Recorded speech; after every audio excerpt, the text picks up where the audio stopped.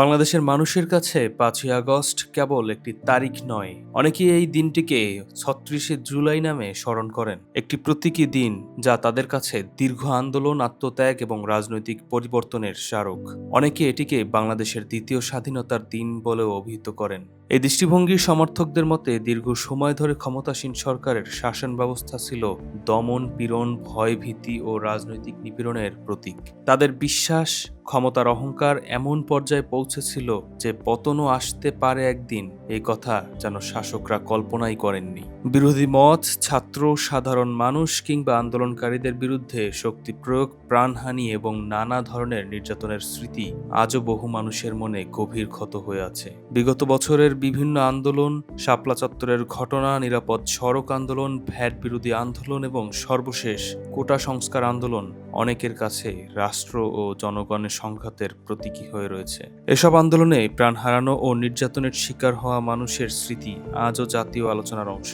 সমর্থকদের ভাষ্য অনুযায়ী সেই দীর্ঘ ক্ষোভ ও প্রতিবাদের চূড়ান্ত পরিণতি ছিল ৫ই আগস্ট, যাকে তারা ৩৬শে জুলাই হিসেবে স্মরণ করেন। এই দিনটিকে ঘিরেই অনেকেই বিশ্বাস করেন বাংলাদেশ নতুন এক রাজনৈতিক বাস্তবতায় প্রবেশ করেছে। তাদের কাছে এটি শুধু সরকারের পতনের দিন নয়, বরং দমন, পীড়ন ও স্বৈরশাসনের অবসানের প্রতীক।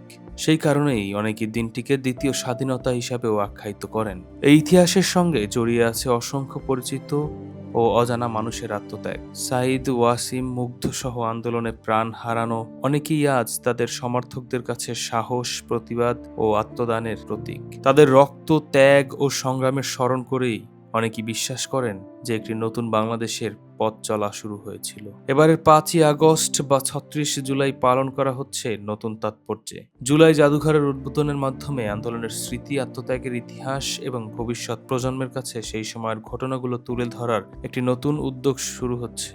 এই জাদুঘর শুধু অতীতের স্মৃতি সংরক্ষণ করবে না, বরং সংগ্রাম, গণ আকাঙ্ক্ষা ও রাজনৈতিক পরিবর্তনের ইতিহাসও বহন করবে।